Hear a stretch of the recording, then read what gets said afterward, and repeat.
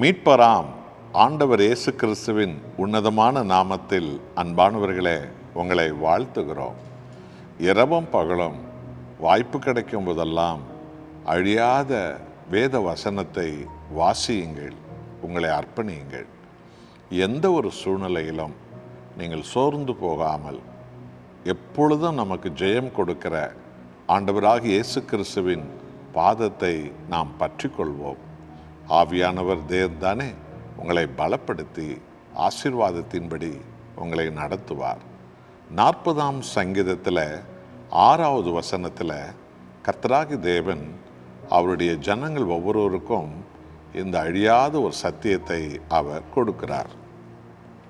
பலியையும் காணிக்கையையும் நீர் விரும்பாமல் என் செவிகளை திறந்தீர்.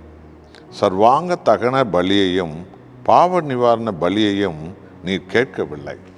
அன்பானவர்களே, இஸ்ரவேல் ஜனங்கள் அன்றைக்கும் சரி இன்றைக்கும் சரி சர்வ வல்லமுள்ள தேவனாம் ஆண்டவராக இயேசு கிறிஸ்து எனும் மகத்துவமுள்ள தேவனுக்கு செய்து கொண்டு வருகிற தவறுகள் என்ன தெரியுமா?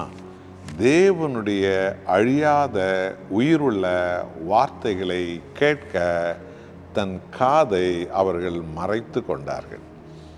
கிறிஸ்தவ ஜனங்கள் மத்தியிலும் கூட உலக காரியங்கள், அரசியல் காரியங்கள், சினிமா காரியங்கள், குடும்ப சண்டைகள், வீண் பேச்சுக்கள், தேவையற்ற விளக்கங்கள், தேவையில்லாத கருத்துக்கள், இதைத்தான் எல்லோரும் கேட்க விரும்புகிறார்கள், பேசவும் விரும்புகிறார்கள். ஆனால் இங்கே தேவன் என்ன சொல்லுகிறார் தெரியுமா? என்னுடைய வார்த்தைகளை கேட்க உங்கள் செவியை தருங்கள் என்று சொன்னார். அவர் பலிகளை விரும்புவதில்லை. இந்த இஸ்ரவேல் ஜனங்கள் தேவனுக்கு நினைக்கும் போதெல்லாம் ஆடுகளையும் மாடுகளையும் பலியிட்டார்கள். ஆனால் தேவனுடைய வார்த்தையின்படி அவர்கள் நடக்கவே இல்லை. இன்றைக்கும் அதே நிலைமை தான். இதே நிலைமை தான் கிறிஸ்தவ ஜனங்கள் மத்தியிலும் கூட. இந்த செய்தி கேட்டுக்கொண்டிருக்கிற நீங்களும் கூட ஆண்டவராக இயேசு கிறிஸ்துவ சமூகத்தை தேடுவதற்கு நாம் அதை செய்யலாமா, இதை செய்யலாமா, அப்படி செய்யலாமா, இப்படி செய்யலாமா? இல்லை, அதிலெல்லாம் தேவனுக்கு பிரியமில்லை. பாரம்பரியமான கிறிஸ்தவ ஜனங்கள்லாம் என்ன செய்கிறார்கள்? அளவுக்கு மீறி மெழுகுத்திரி கொளுத்து கொண்டிருப்பது, பூக்களை வாங்கி போடுவது, அங்கே சுற்றுவது, இங்கே சுற்றுவது, என்னென்னமோ ஆண்டவர் அருவருக்கிற காரியங்களெல்லாம் பக்தி என்ற பெயரில் அவர்கள் செய்து விடுவார்கள். ஆனால் தேவனுக்கு பிரியமானது எது தெரியுமா? அவருடைய உயிருள்ள வார்த்தைகளை நாம் செவி கொடுத்து கேட்டு அதன்படி நடக்க வேண்டும். ஆமாம் அன்பானவர்களே, தேவன் இதைத்தான் விரும்புகிறார். ஆகவேதான் வெளிப்படுத்தல் 2ஆம் அதிகாரம் 7ஆம் வசனத்தில் தேவனாகிய கடவுள் என்ன சொன்னார் தெரியுமா? ஆவியானவர் சபைகளுக்கு சொல்லுகிறதை காதுள்ளவன் கேட்கட்டும். ஆம், இந்த பரிசுத்த தேவன் அனுதினமும் ஒவ்வொரு காரியத்திற்கும் அவருடைய அழியாத வேத வார்த்தையின் வழியாக நம்மிடத்தில் பேசிக்கொண்டே வருகிறார்.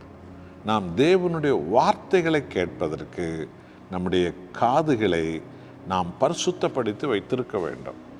உலக சத்தங்கள்லாம் நம்முடைய காதுகளிலே நுழைந்து கொண்டிருக்க வேண்டாம். தேவ சத்தங்களுக்கு நாம் செவி சாய்க்க வேண்டும். மனுஷன் அப்பத்தினால் மாத்திரமல்ல, தேவனுடைய வார்த்தையினால் உயிர் வாழ்வான் என்று சொன்னார். அப்போ தேவனுடைய வார்த்தையை நாம் கேட்டு அதற்கு கீழ்ப்படிந்து அதன்படி நடப்பதில் தான் கர்த்தர் பிரியமுள்ளவராய் இருக்கிறார். நான் பலியை விரும்பவில்லை, என் வார்த்தைக்கு செவி கொடுப்பதே விரும்புகிறேன் என்று சொன்னார். இந்த தீர்மானத்தை இன்றைக்கு நாம் எடுப்போமா? அர்ப்பணிப்போம். அன்புள்ள பிதாவே, வார்த்தையான உமது ஒரே பேரான குமாரன் எங்கள் ஆண்டவர் இயேசு கிறிஸ்துவை இந்த உலகத்துக்கு நீர் அனுப்பி நீர் தெரிந்து கொண்ட ஒவ்வொரு மக்களுக்கும் அந்த ஜீவ வார்த்தைகளை, சுகமாக்கும் வார்த்தைகளை, விடுவிக்கும் வார்த்தைகளை, உயிர்த்தெழவைக்கும் வார்த்தைகளை, அபிஷேகிக்கும் வார்த்தைகளை, இதோ எங்களை பரிபூர்ண சுகமாக்கும் வார்த்தைகளை நீர் கொடுத்து கொண்டே இருக்கிறீர். உம்முடைய வார்த்தைகளுக்கு நாங்கள் செவி கொடுத்து நடப்பது தான் உமக்கு பிரியமான காரியம். தேவனே, அப்படியாக எங்கள் எல்லோரையும் அபிஷேகித்தருளும். இயேசு நாமத்தில் பிதாவே, ஆமென்.